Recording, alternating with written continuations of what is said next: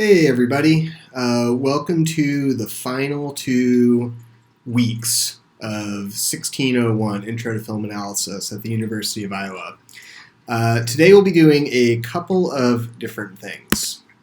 First, we'll be starting to learn about digital cinema, which is a really fascinating subject in its own right. We will also begin reviewing some of the main ideas that we have been exploring since the first exam that you will be tested on in the next couple of weeks. More specific information about that second non-cumulative exam will be coming very soon, so just keep an eye out for that. Also, keep an eye out for your shot-by-shot analyses to be graded by the time that finals week starts. So give us about a couple of weeks to review your work and return some feedback to you.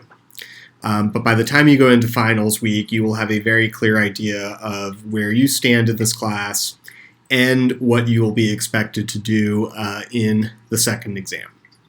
So just give us a couple days to get some of that info together, and feel free to come meet with us, talk to us, email us if you have any specific questions that you'd like us to answer.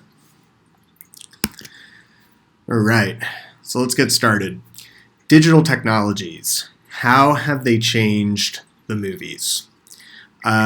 Well, better question to ask might be, how haven't they changed the movies? Because, as you'll soon see, innovations that have been pioneered in Hollywood and other parts of the world, other film industries around the world, have profoundly changed cinema at all levels of production. And it's really, really interesting. I mean, there are those who have argued that the cinema of the last 30 years or so is almost at a point where you can think of it as a different medium than the films that came before those movies, pre-1980. And I'm not necessarily sure I am 100% on board with that argument. But that said, I think that is a really, really interesting idea and gets at some really, really interesting ways that the films of the post-1980, broadly speaking, are exploring different facets of the medium of cinema than were available to the filmmakers who worked at a time when the medium was primarily photographic. Or analog. So one really, really obvious example that I'm sure some of you are thinking about right now comes in the realm of digital visual effects. Two of literally thousands of CGI characters that I could have shown you right here, but here are two of the most famous. Robert Patrick as the T-1000 in James Cameron's Terminator 2. For those of you who love trivia and love knowing the firsts, this is often cited as one of the first examples of a character where the character was a composite of the actor, in this case Robert Patrick. Fun trivia fact, he's actually from my hometown of Marietta, Georgia. Local boy made good, for sure. But you have Robert Patrick, the actor, but also being enhanced with digital technologies that allow him to create the illusion that he's basically changing form. Because if you've seen Terminator 2, you know that's his thing. He turns into the silver metallic, frightening looking like Terminator thing, and then goes back into a human and does that crazy finger wagging thing that you see him doing in this image. It's really great. Another example of a digital effects based character that is famously cited in all of the film history textbooks is Gollum in The Two Towers and Return of the King. And I have to tell you, I was 13 when this movie came out, and I saw it day one. And there was nothing at the time quite like Gollum. Like there had never really been like a character created on that kind of scale, where like you had like that many resources devoted to making this creature who fundamentally did not exist in the real world. Like there's no real life Gollum that you can go out and film.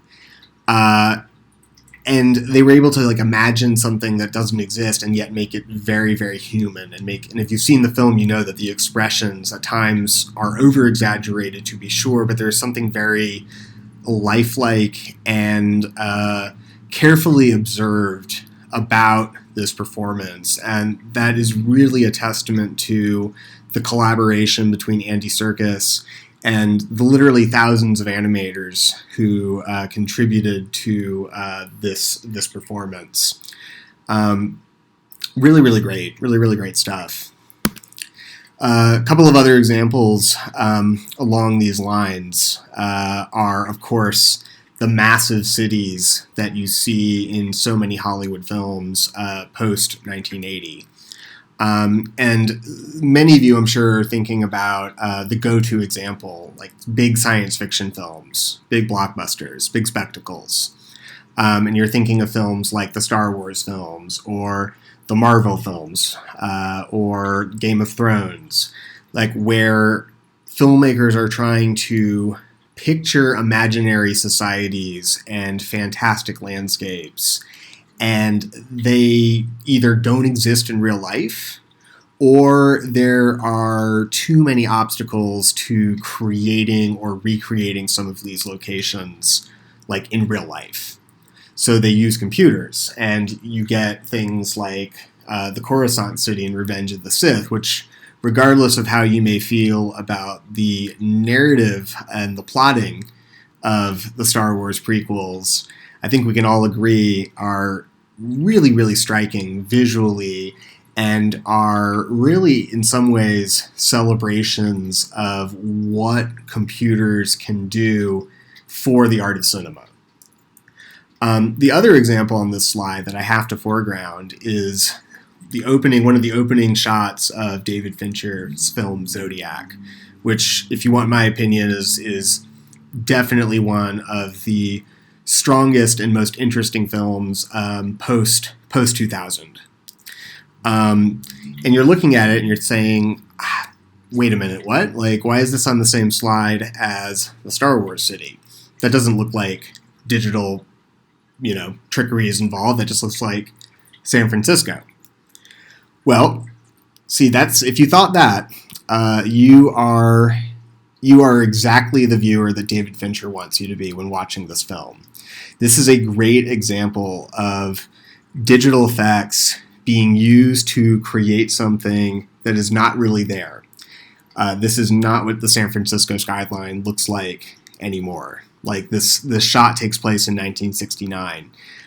When this was filmed in 2006, there were a lot of really big buildings that did not exist in 1969, standing behind these what you see here.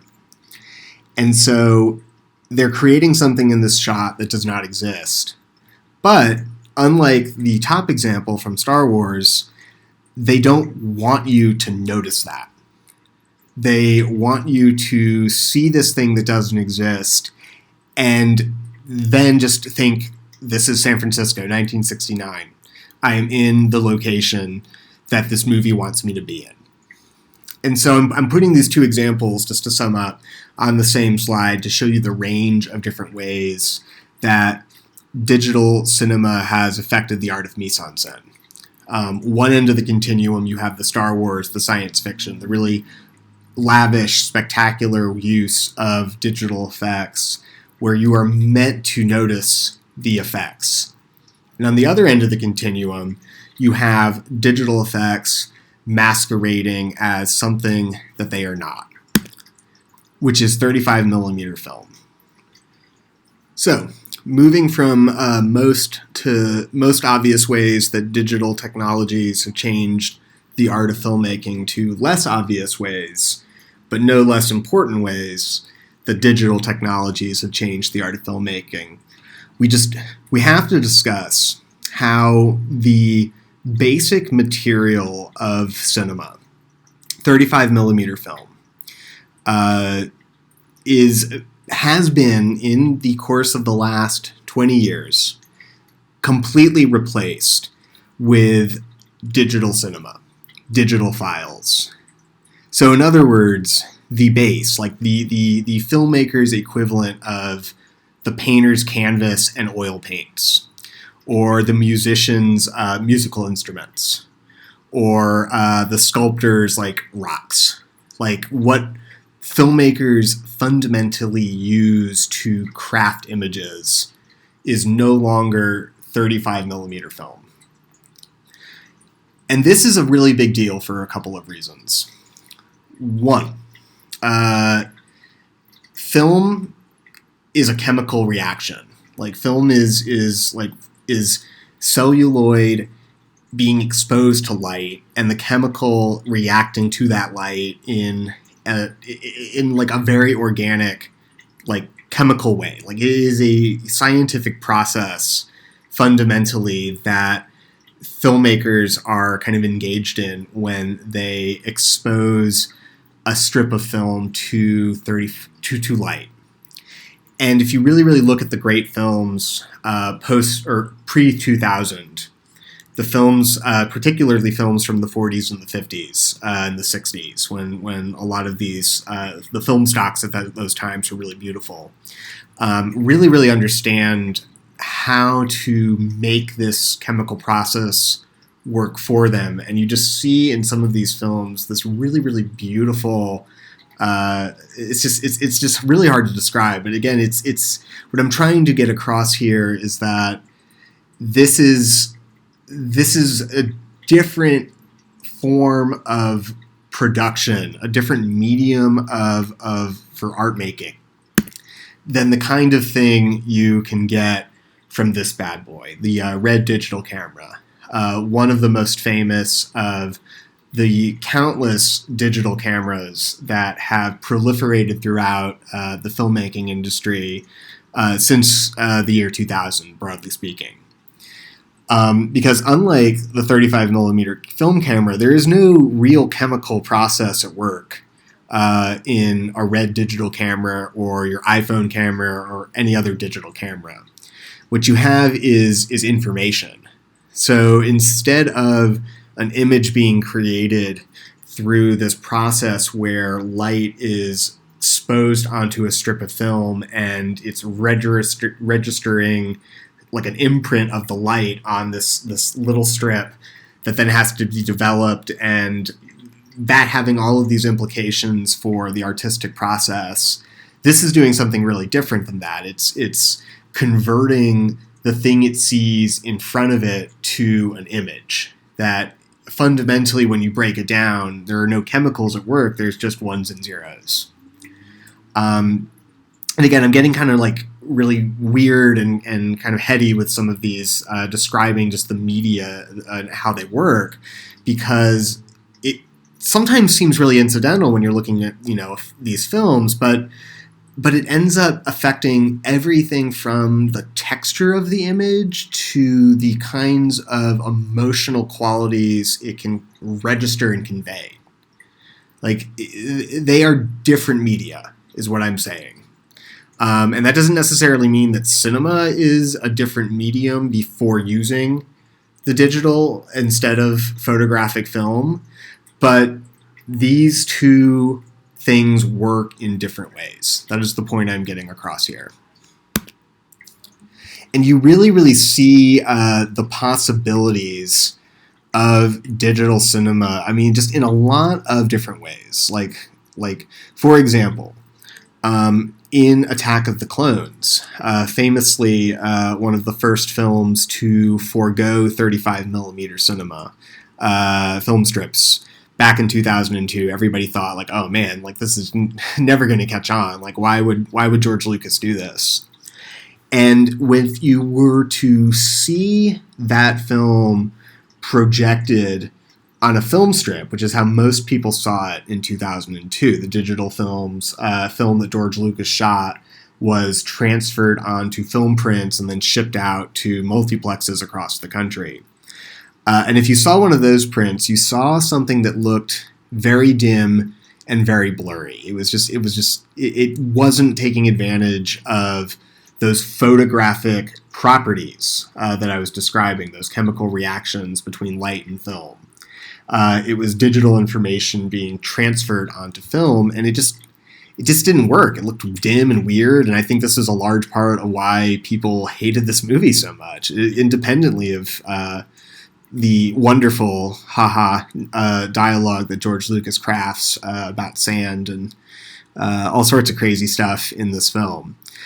But if you were lucky enough to see this film in 2002 on one of the digital IMAX screens that it's played on, or if you've seen the really excellent Blu-ray that Lucasfilm put out a few years ago, you see a really bright and vibrant and colorful and really exuberant film, honestly. Like, you see a really, really wonderful use of the power of digital technologies to, again, as I said earlier, in reference to Star Wars, create worlds that don't exist.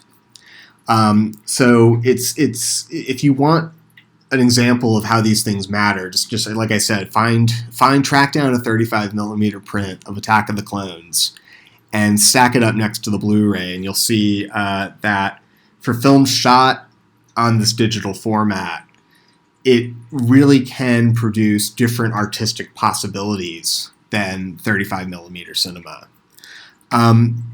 Another thing that digital cinema allows filmmakers to do that 35 does not allow them to do is quote-unquote guerrilla-style filmmaking.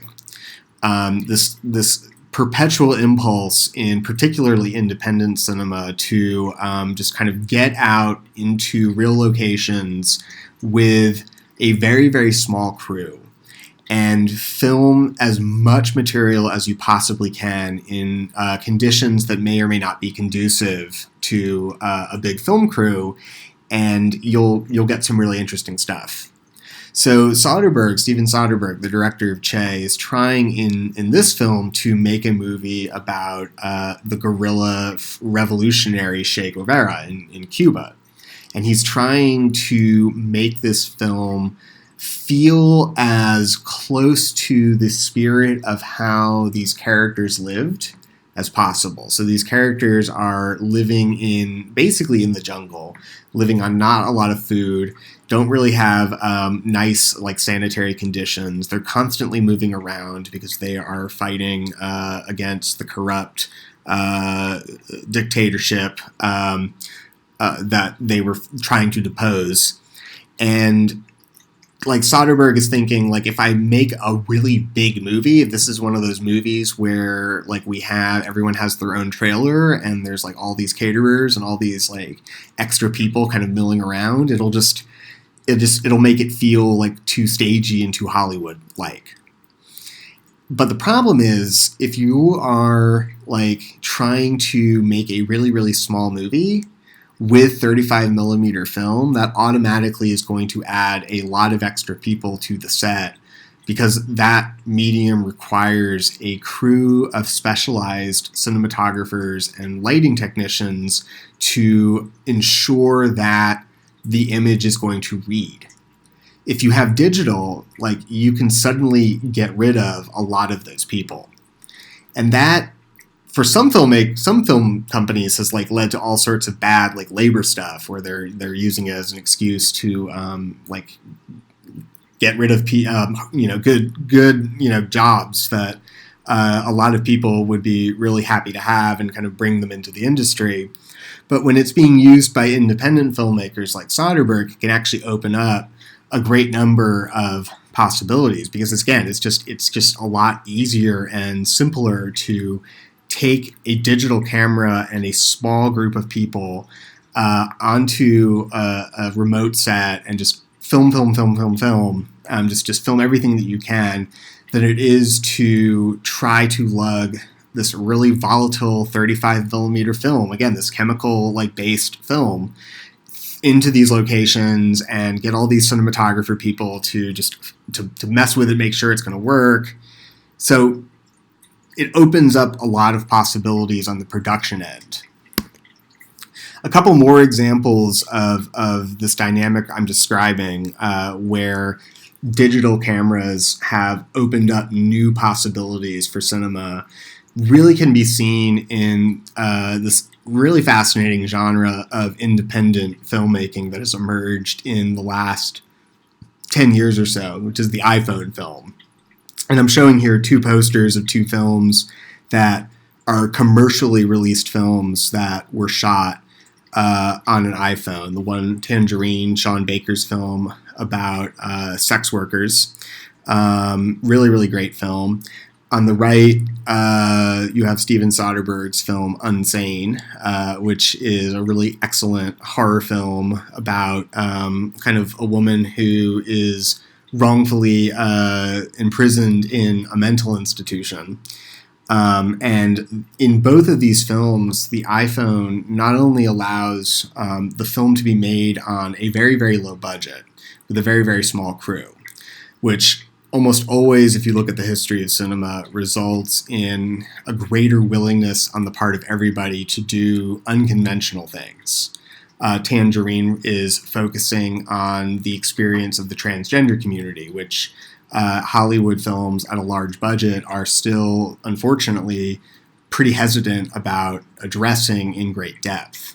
With the iPhone and a small crew, Sean Baker and his collaborators can really focus the film around communities that are not represented as often as they should be.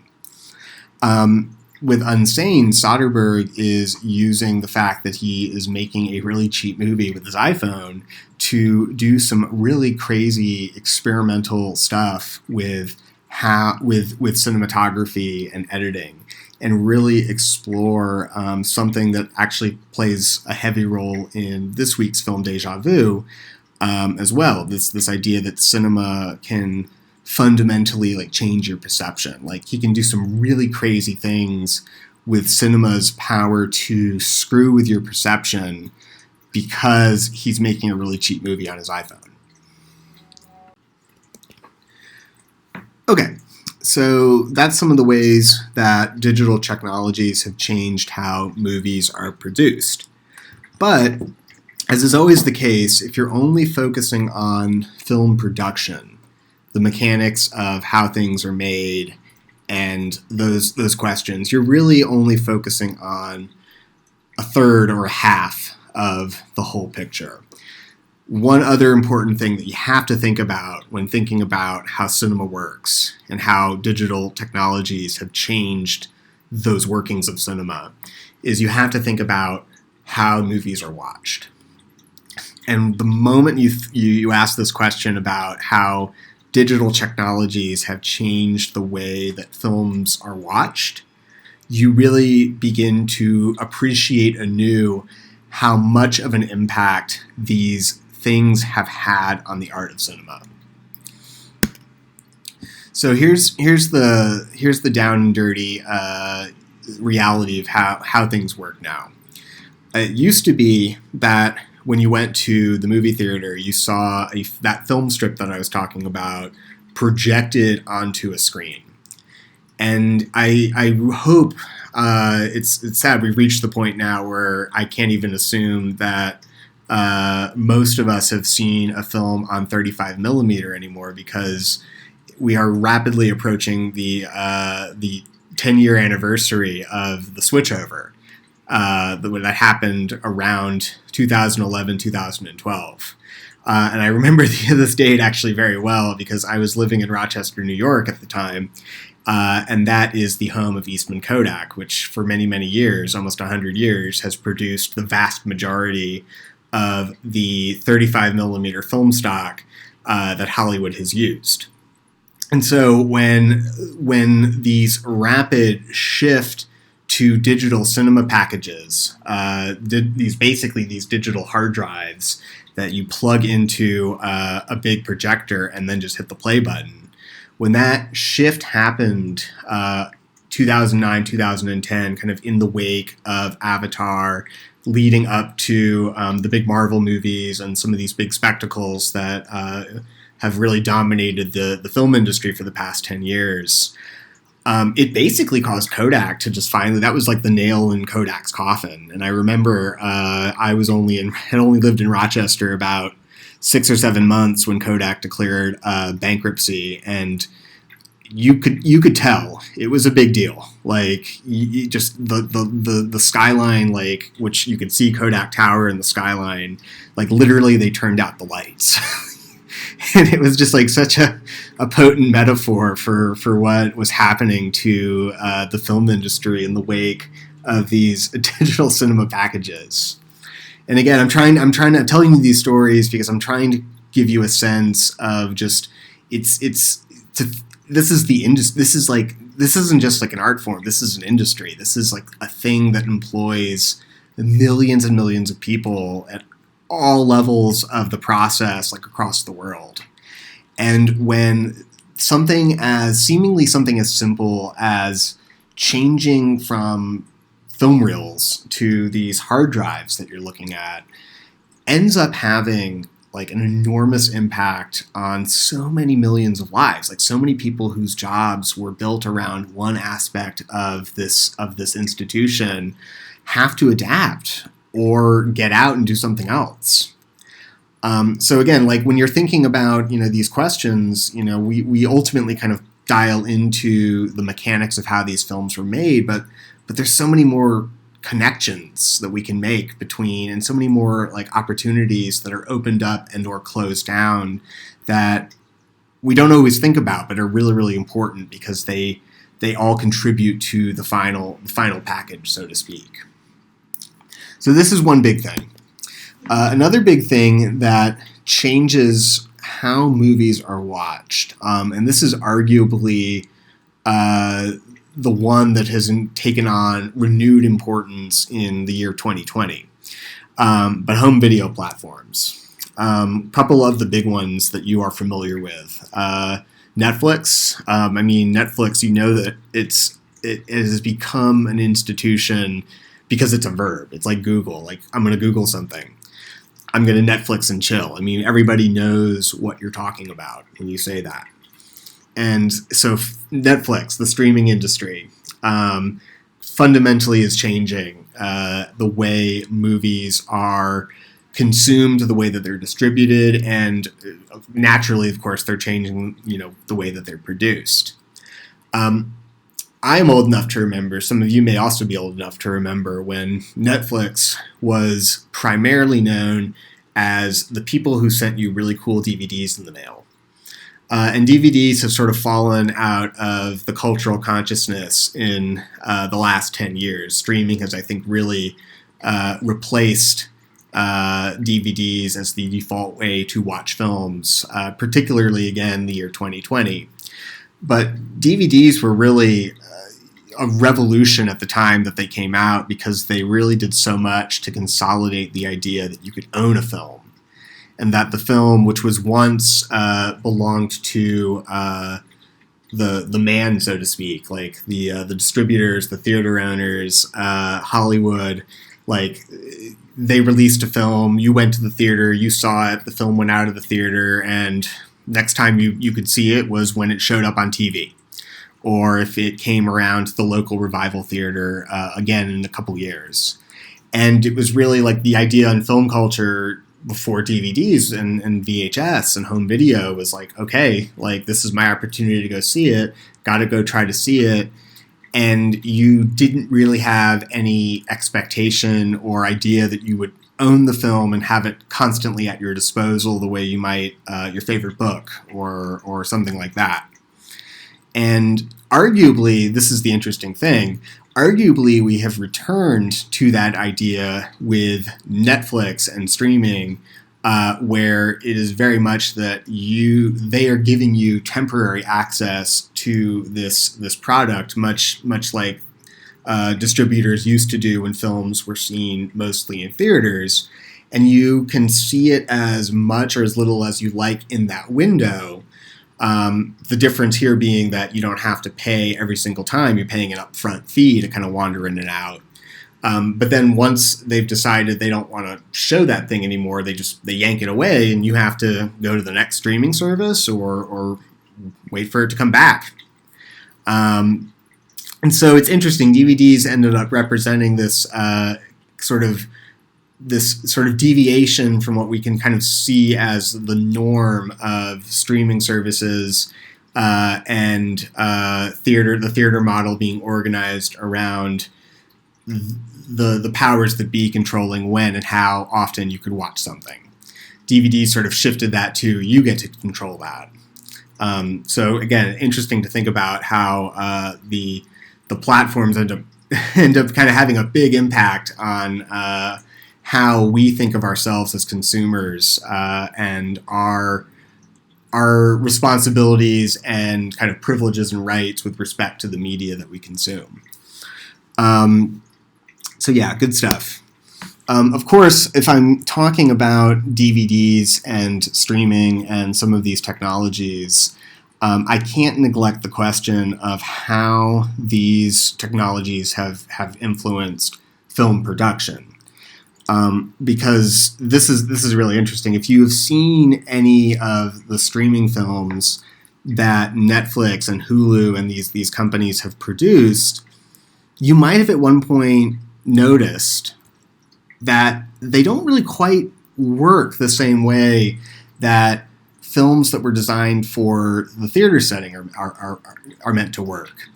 There are different aesthetic qualities that I would argue are associated with these direct-to-video films than you necessarily see in films that are designed first and foremost for a theatrical setting. The one popular, perhaps even cliched example of this in the 1980s, with VHS, this starts this trend of direct-to-video films, a lot of which were in the horror genre, occasionally in the sci-fi genre, but they were these films that would never have been made in a business model where it was all just, you saw movies in theaters and they were nice theaters and they were nice Hollywood movies.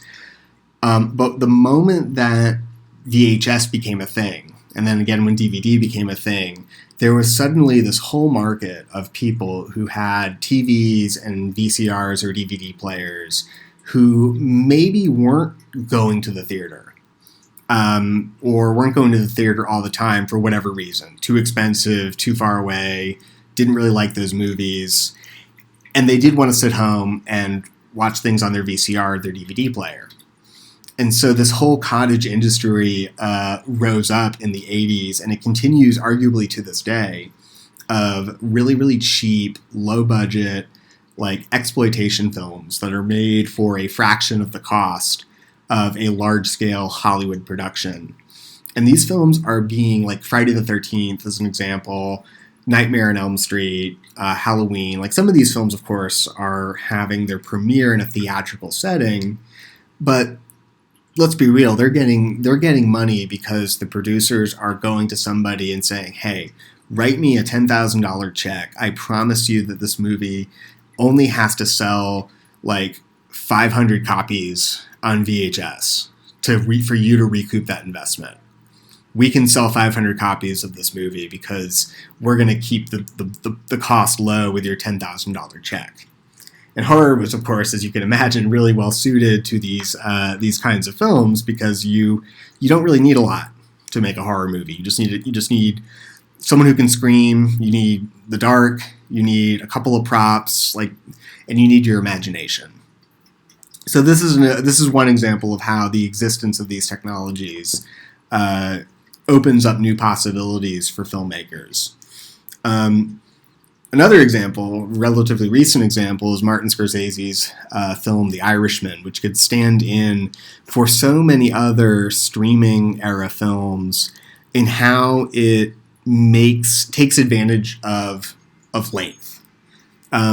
Streaming, I would argue that the big thing streaming has done to film aesthetics is that it has opened up this, like, it's just expanded, it's resulted in expanded content, and everything that that phrase implies, which to me that implies the way that so many streaming era shows are kind of like filler in a weird way, just sort of an endless kind of churning of stuff, where you just sort of know that you're just treading water until the climax happens at the end of the season, and it's sort of to some degree assumed that you're either going to be watching the show in chunks or kind of not watching it very carefully. And a lot of the time, as you can imagine, this just results in a sense of tedium.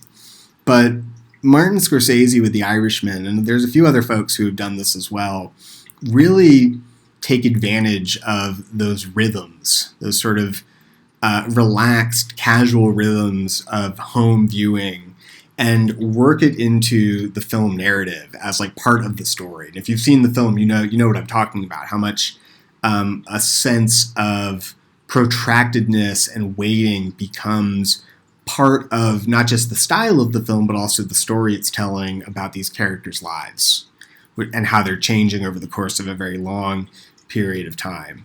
And of course, while we're on the subject, I have to mention that this is also a film that could only exist through the magic of digital technologies, taking these really, really old-ass dudes at this point, Joe Pesci, De Niro, and Al Pacino, and reverse engineering them so that they are like younger men. And it's really, really fascinating to look at how they've done that. But anyway, two examples of how the existence of these new venues for filmmaking and watching films are opening up new storytelling possibilities. So as you can see, we're reaching the big question for me as a film scholar and as a film critic, and the big question that we'll be thinking about the next 2 weeks. How have digital technologies, and I'm using digital loosely here just to clarify, some of these technologies are analog technologies technically, but we're going to use it as a bit of a catch-all category, referring to just the wide range of filmmaking and film viewing machines and technologies that have emerged in the last 20 years particularly. How have these things changed just the art of storytelling? How have these new media, how have these new production practices, these new venues for watching films, what has this done to the art of storytelling?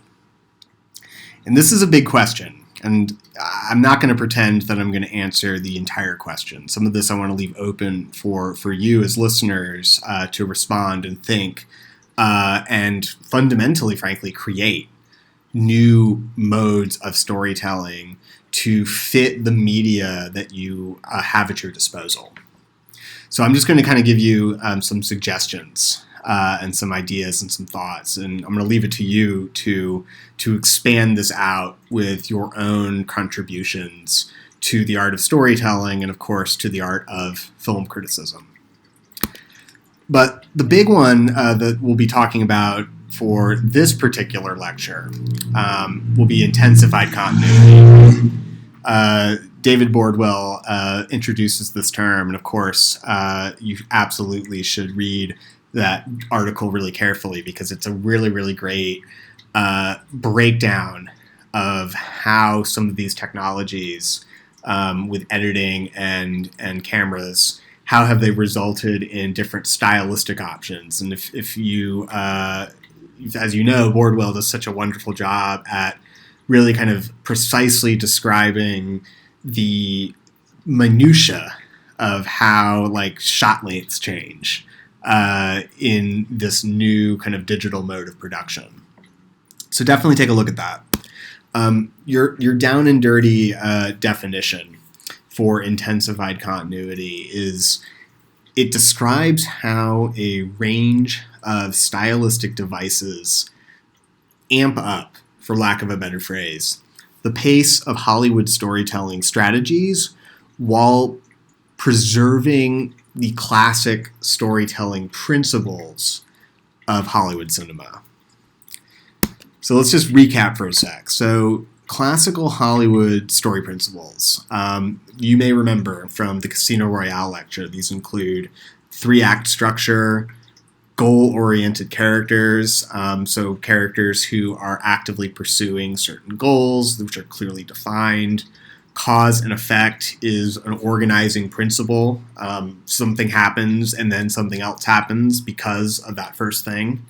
A gendered division of labor, where often the film is organized around a male protagonist who is accompanied by or trying to save a woman who has less to do or is less clearly defined or is defined mostly in relation to him. The possibilities are quite varied. And then lastly, classical storytelling principle is the invisible style, the idea that you're not really meant to notice all the things we've been talking about over the course of this semester, particularly Unit 1, mise en scène, editing, cinematography, etc. In the classical Hollywood tradition, the less you notice those things and the more you notice just what the characters are doing, the more the filmmakers have done their job. And so what does intensified continuity do to these conventions? And it does a couple of things according to Bordwell. You can take rapid and nonlinear editing. So you can take basically editing that is going so fast or moving so much out of order that you can't help but notice it. That can be one way to intensify continuity. Another way is to replace a distorted, or to take the normal lens length and to use either a very, very wide or a very, very long lens. A very, very wide lens, as you remember, creates that fisheye kind of effect, whereas a very, very long lens makes the background look super, super blurry and puts it right on top of the characters. You can go really, really close and sort of just only foreground the eyes or the nose or the fingernails or the whatever. Or you can introduce a free range camera.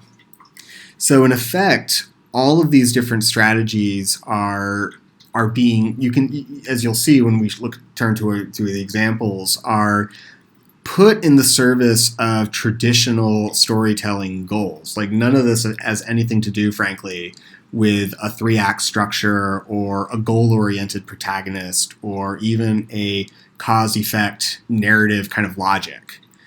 The only thing it really ends up messing with from that list in the previous slide is like the last point in the invisible, the idea of the invisible style.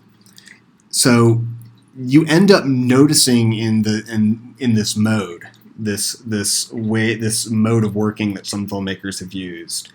You end up noticing like the style way more frequently than you do in more kind of classical films.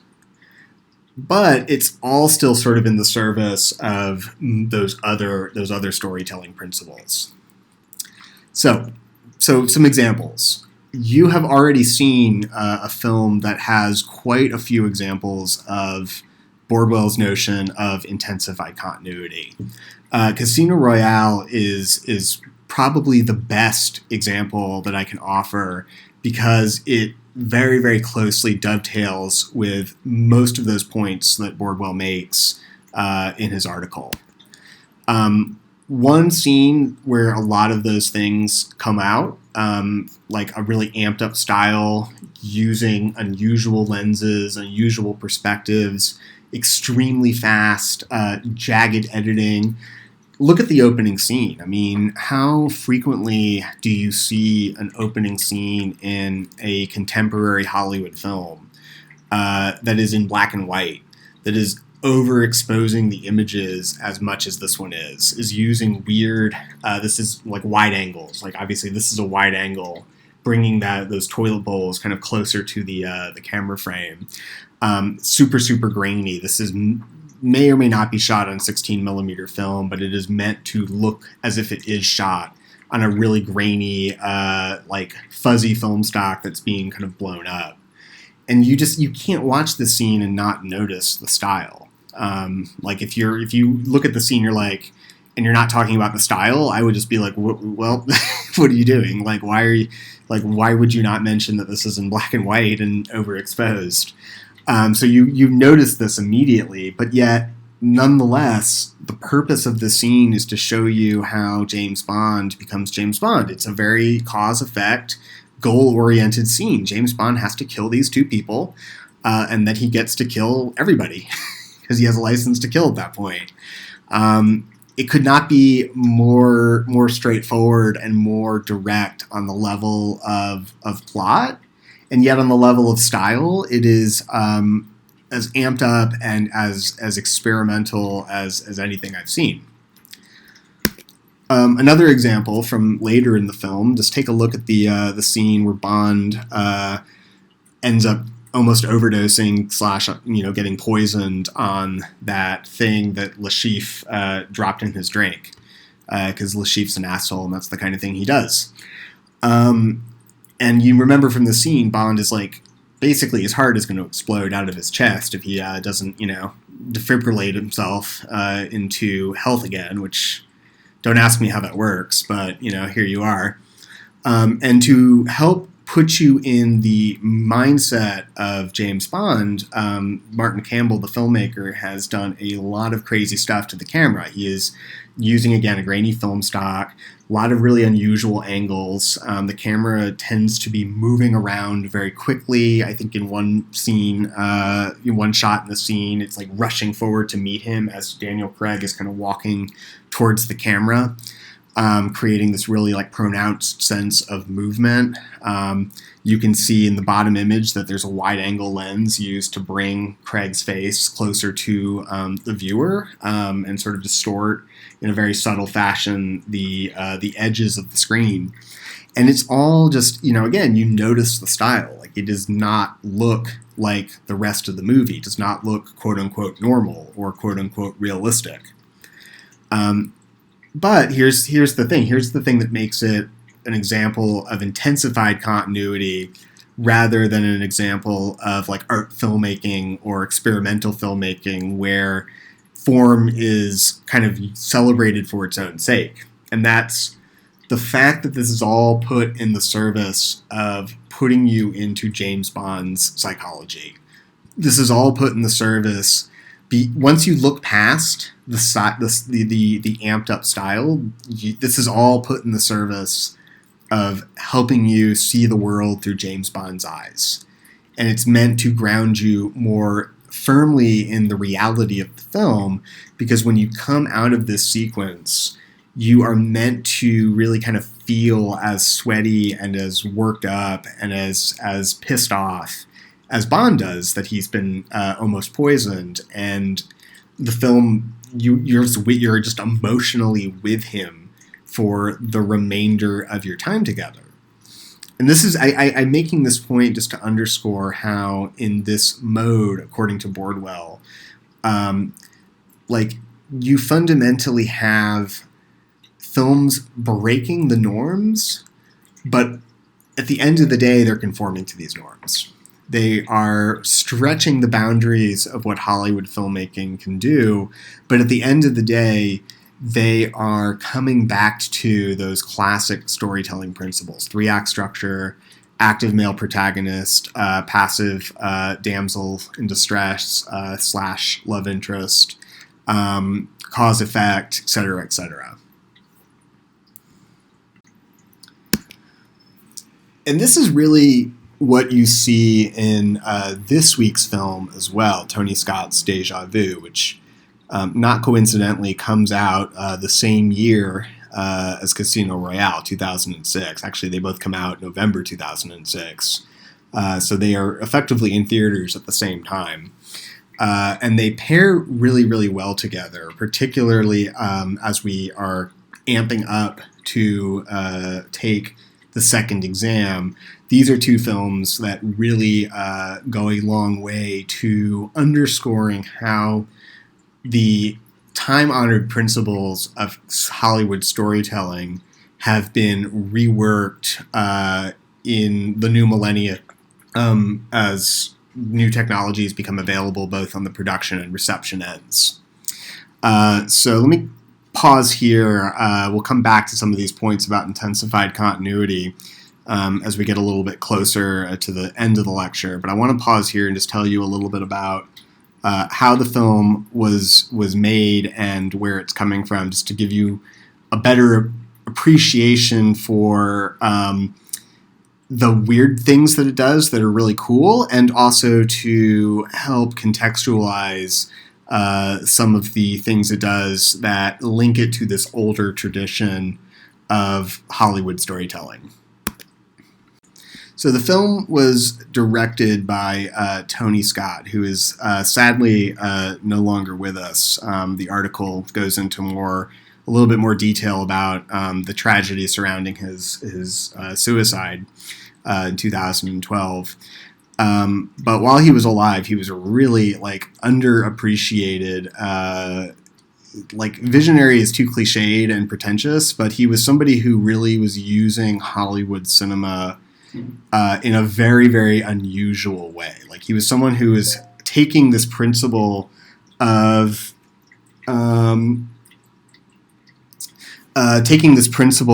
intensified continuity and really kind of using it as this artistic tool that just had so much potential, frankly. This is someone who really saw in digital cinema and these digital technologies, didn't just sort of see them as a way to make better explosions, although certainly that is the case with a lot of these films. They have some pretty cool explosions, but was really sort of seeing this as a way to kind of push cinema to new levels of perception, if that makes any sense. To sort of show us things that you can't really see through other means. And it's really unique. So let me see if I can explain a little bit more about what that means.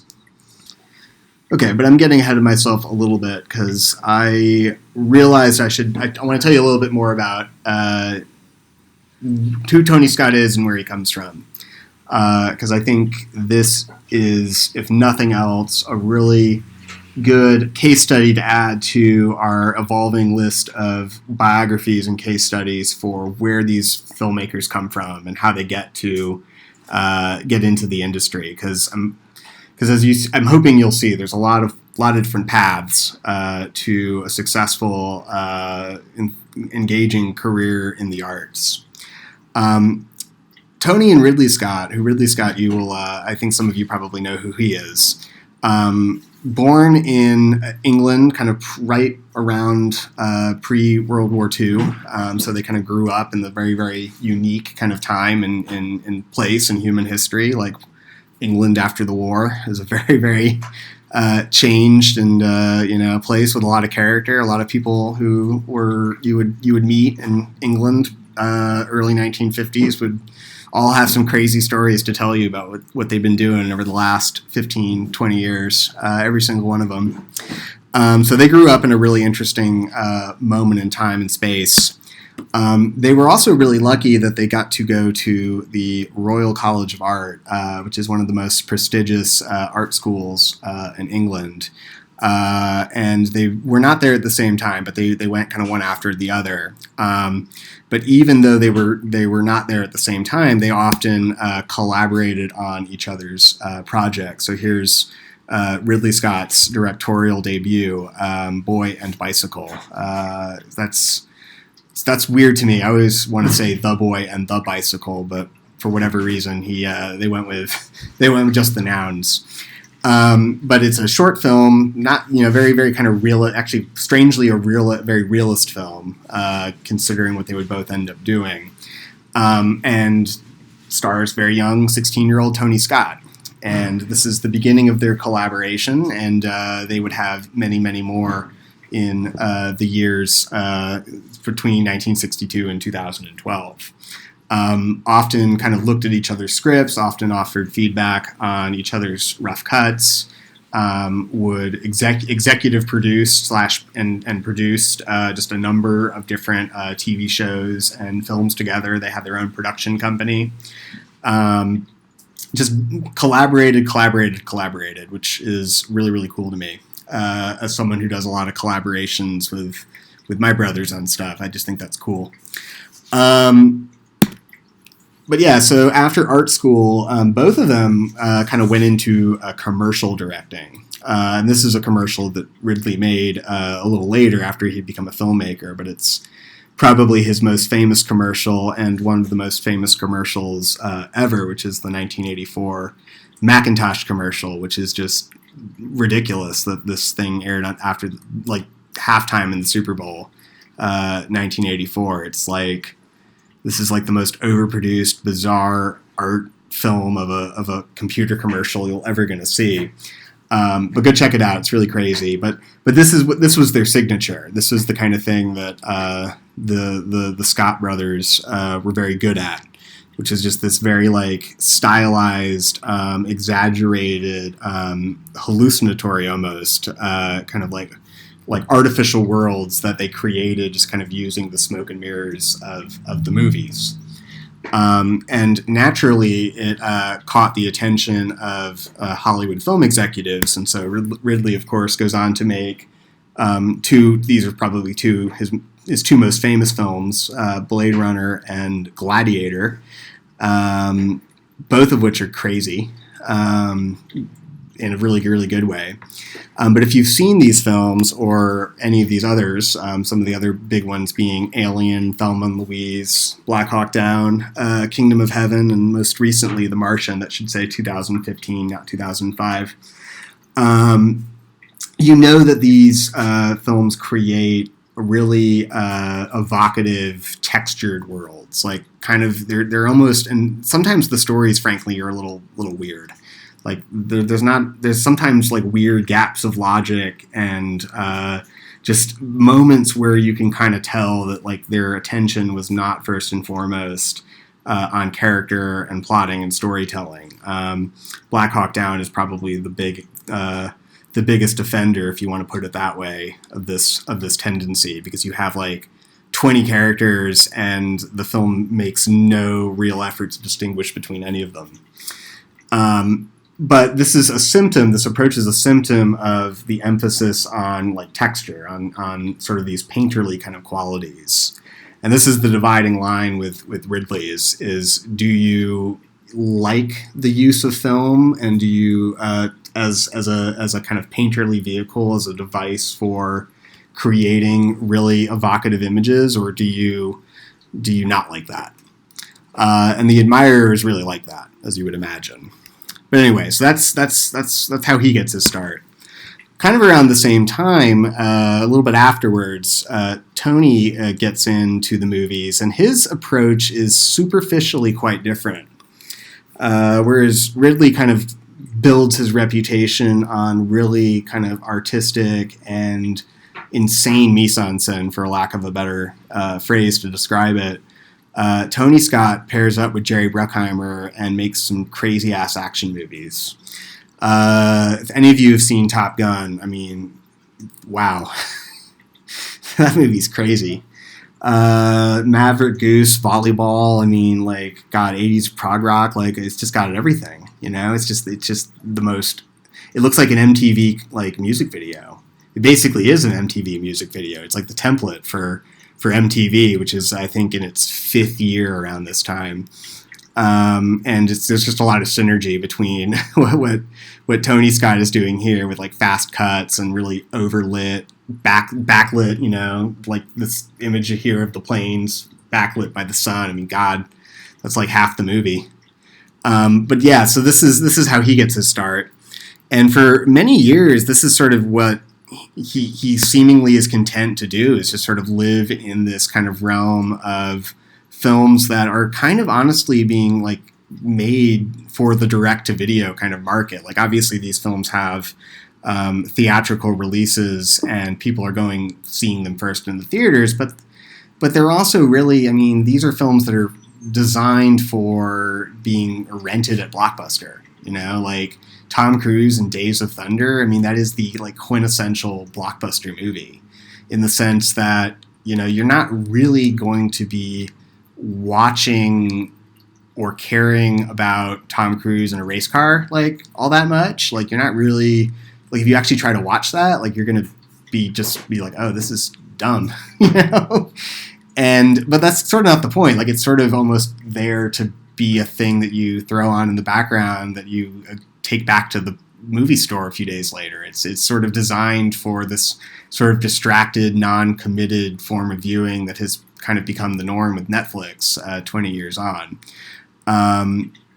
So that's sort of the world he kind of inhabits. He also, of course, I have to mention True Romance, because this is a movie that got Quentin Tarantino started to some degree, sort of launched his career, along with Reservoir Dogs, which came out the year before. But he wrote the screenplay, and Tony Scott did the directing, and it's a great movie, worth checking out. This is totally a wrong list. Ignore this. This is a slide I should have deleted, so we're going to skip past that. And get to the good stuff, which is the crazy period of Tony Scott's style. So I have a theory on these films, and the theory on these films is that sometime around 2003, Tony Scott rediscovered acid, because these are films where the idea of intensified continuity just gets completely blown up and pushed to an extreme that I have not seen in any other filmmaker's work. And the article that I have paired with this film, called "Smearing the Senses," that you should definitely read, does a really, really great job at kind of describing this style. But it is really, truly, truly unique. And it is a really incredible example of like how, within the context of like traditional Hollywood movie making, like these are very traditional Hollywood films, like very genre films, you know, like they are designed to be consumed, you know, and to be enjoyed, and to a certain degree to be forgotten. And yet within that framework, they are exploiting the artistic and, to a certain degree, the political narrative possibilities of digital cinema, like as fully as anything by like Abbas Kiarostami or you know, any one of those Palme d'Or winning auteurs that we discussed a few weeks ago. And I would really agree with the author of the article that Deja Vu is probably the best example of what this like artistic approach can produce, and one of the great films of the last 20 years. So I don't know if you may or may not agree with that praise. I realize it's high praise, but I'm hoping that I can give you a greater sense of appreciation for just how unique this movie really is. And I'll let you kind of decide whether that uniqueness is enough to overpower the thing that everybody loves to mock with this movie, which is like the ridiculous ass plot. Which has Jim Caviezel, who is better known for playing Jesus in Mel Gibson's The Passion of the Christ, is a terrorist, and there's a bunch of time travel shit involved, and Denzel Washington is constantly just like saying what the audience is meant to be thinking, which is that none of this makes any sense and it's all kind of dumb. You know? It's kind of a dumb movie on some level, and I can't deny that, but that for me is also, and I think for the author of the article, that dumbness is in a weird kind of way the source of this film's power, because this is a movie that really knows that it's a movie. And it's a movie that really knows that it lives in the world of genre conventions, and it's an artistic artifact rather than a reflection of real life. And on some level, I think the dumbness of the plot is a sort of self-conscious sort of acknowledgement of this basic kind of reality that we're watching a movie. But on another level, like, it isn't just this sort of self-conscious sort of device. It's something that allows the movie to explore that medium of Hollywood cinema, like, as its primary subject, or as one of its primary subjects. So I guess what I'm saying is that, like, when the film gets wacky, it kind of makes it easier for you as a viewer to reflect on these time-honored storytelling principles that have been part of classical Hollywood filmmaking for 100 years now. 3-act structure, goal-oriented characters, cause-effect, the active man, passive woman, split in narrative labor, even the invisible style. Like, all of these things become hyper-visible in Deja Vu precisely because everybody kind of knows that the mechanics of the plot are just the engine that is getting us from one scene to the next. And it's not really, you know what I mean? Like, when you're watching the film, like, it's not really about time travel necessarily. It's not really about, the finding these terrorists. It's kind of about, on some level, like, how does a movie work? How does a Hollywood film work? And it makes these devices hyper visible, partly because this is part of the fun. Like, it knows that, like, this is what we're really here for. We're really here for goal-oriented characters, doing cause-effect kind of logic, and we don't really want to see the style that much, and this is what the film gives us. But anyway, I am stepping on your toes because this is really where I want you to kind of take the reins, so to speak, and kind of think about, when watching the film and rewatching the film and preparing for the exam, like, this is what I want you to be thinking about, which is, how does this film conform to the principles of classical Hollywood storytelling? And then the flip side of that question is, how is it deviating from these conventions? And I'm really going to just go ahead and give you a big hint that the exam will include some version of this question in the essay portion, in the short essay portion of the exam. So you'll really want to be thinking about both, how is this film an illustration of those principles of classical Hollywood storytelling that we've been kind of reviewing in one way, shape, or form this entire second half of the course, and where are some places where it kind of deviates from or even challenges those conventions. And you just want to be thinking about that because, like I said, it is likely to show up on the exam. So I'm not going to tell you too much more about the big ways that this film is kind of working with those conventions, because I want you to do that yourselves and with your TAs and discussion sections.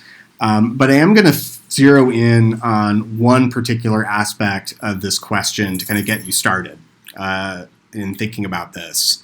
And I'm really going to be zeroing in on one particular scene as well, looking at how invisible style and intensified continuity are at work in what I think is one of the most interesting sequences in Hollywood filmmaking in the last 25 years, give or take.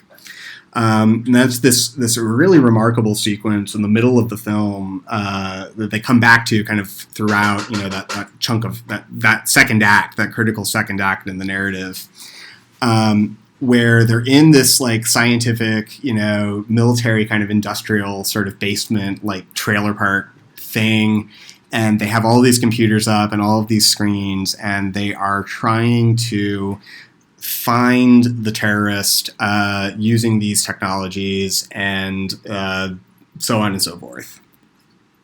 And it's a really, really wonderful scene because, on the one hand, this is the most ridiculous shit that, this movie, like, for the point of view that this movie is a really dumb movie with a really dumb story and the plot is really dumb, like, this is the scene, This is the scene where all of the really stupid mumbo jumbo about like what they're doing is just word vomited out onto the soundtrack, and like it's so ridiculous that even like Denzel Washington's character is just like every time that these people are like telling him what's happening, he's just like you got to be kidding me, like this can't be real. Like the film is very aware of how dumb its own explanations for what's going on sound.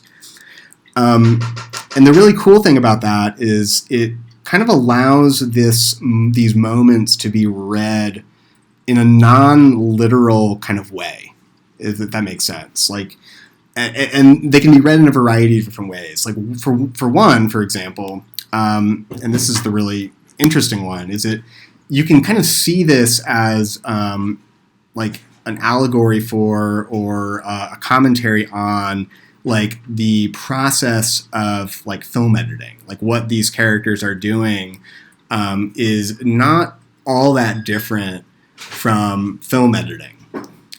And this quote from the article I'm throwing up here, I'm putting it up here because it would be really easy to imagine a like jokey kind of self-reflexive, self-conscious sort of version of like, oh, they're like making, they're editors.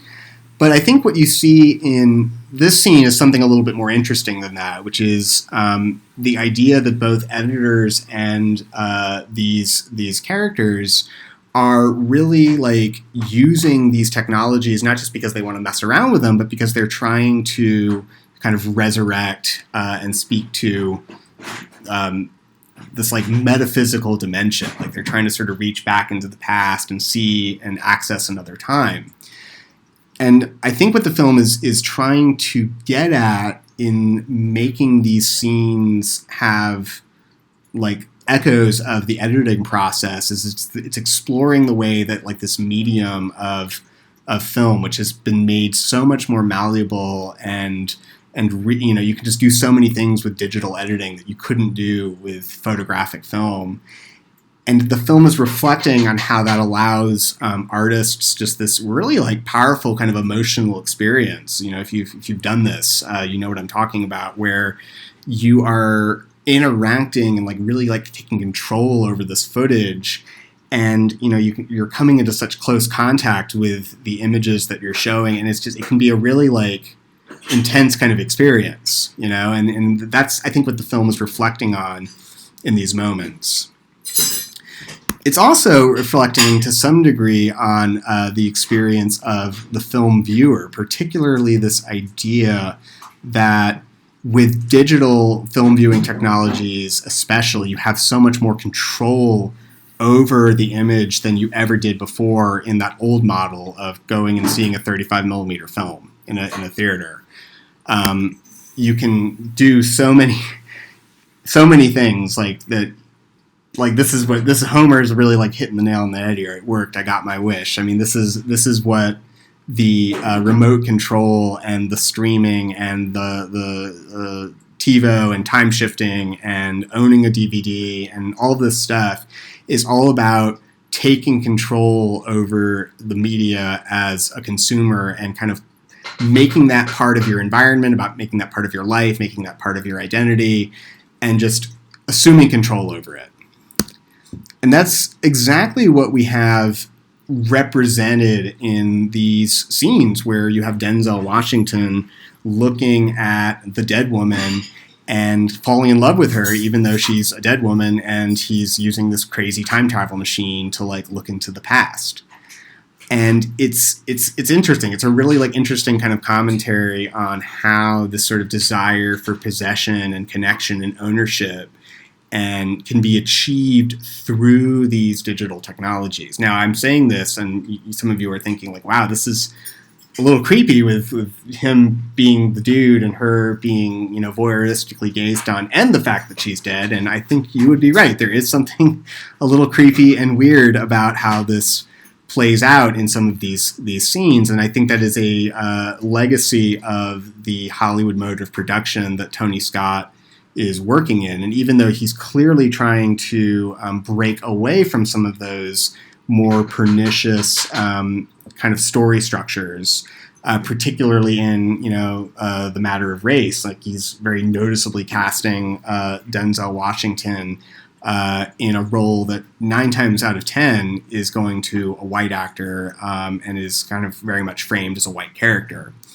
And so he's trying. You can see him trying to sort of not like reproduce uncritically these old storytelling conventions from classic Hollywood, but nonetheless they find their way in. And so I'm highlighting this as an example of how the films that we're talking about this semester are always really interesting for how they are in tension with the past and the future. You know what I mean? Like it's a film where it's, especially with this one, given that this is very much the theme, is this tension between the past, the present, and the future. You're also seeing the film trying so hard to sort of look forward to a more progressive Hollywood, but also being kind of trapped and confined by these legacies and traces of how Hollywood has always kind of started. You know what I mean? So anyway, interesting layers of wrinkles to be pulled from analyzing how these things all work together in the scene. Another thing that is fascinating about this scene that and speaks to its complexity as a work of art is how this is, like Casino Royale, very much a post 9/11 film. You can even see, like I've circled part of this image here because it's just, the film is full of these moments where this terrorist attack that the narrative revolves around is visually and narratively linked to the specter of 9/11, which, when this film came out, had only been 5 years in the past. And so you see in these scenes, that centerpiece, like this really interesting reflection on the idea of the surveillance culture that emerged and was probably at its really emerged in 2002, 2003, and we are still living with in the form of cell phones and data and Macs and all that. All the stuff you're going to see basically in next week's film, Searching. And the film is really, again, just connecting these points to the earlier point about, the power and the control that you have as the viewer of these images. I mean, the film is really directly in these scenes linking that power to these questions of government surveillance and the rights to violate privacy in the name of like detaining terrorists and so on. And I'm not necessarily saying that the film is offering a complex doctoral level thesis on these things, but it is providing its viewers an opportunity to think about how they are embedded within this wider world of images that they have control over, and to make them reflect how they are often the subject of images that other people have the control over. And again, so I'm not saying the film is like necessarily like producing a massive, complex kind of statement about these questions, but it is thinking about them and asking you to think about them with it. But really the last thing that I want to talk about with this scene, and it's a touchstone for the entire film, is like at the end of the day, Tony Scott is a great filmmaker because he really brought an artistic sensibility to film that you don't usually see. And he was someone who really treated it as less as photography and more as painting, but not in but not really in the same sense that like George Lucas will use digital technologies to create imaginary cities. Like he was painting with film in a very, very different way than other filmmakers were, and it's something that he could only do partly because of when he was working. Like this moment in the mid-aughts where a lot of these digital technologies were available to producers and consumers, it just all kind of coalesced into this moment where the conditions were ripe to just sort of think about new ways to use film.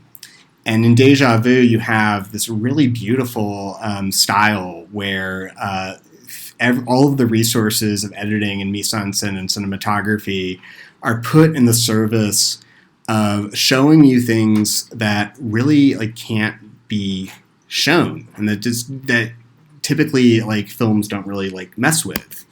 And so I really just call your attention to like maybe just the moment that is arguably at the center of the film, like emotionally speaking, like the moment where Denzel Washington is first using this crazy time machine to see the dead woman who he's trying to rescue.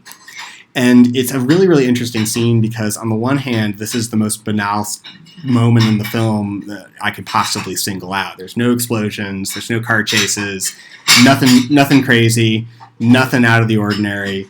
It's shot, reverse shot, the most basic tool that filmmakers have been using for 100 years to show a conversation. Like, you've seen thousands and thousands and thousands of versions of this sequence in your lives as filmgoers.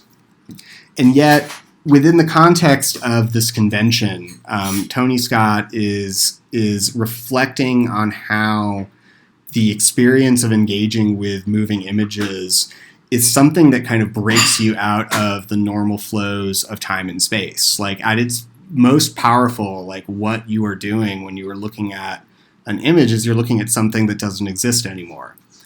And you're having a connection at its best, you're having a connection with this thing, this moment in time that doesn't exist anymore. And very often films just want to rush past that, like they don't really dwell on that. But that's what's happening in these moments, is you're having a moment where Denzel Washington is having a really powerful connection with this dead woman who is still alive. And again, the narrative kind of radiates out from this idea that she can both be dead and alive because time is fluid.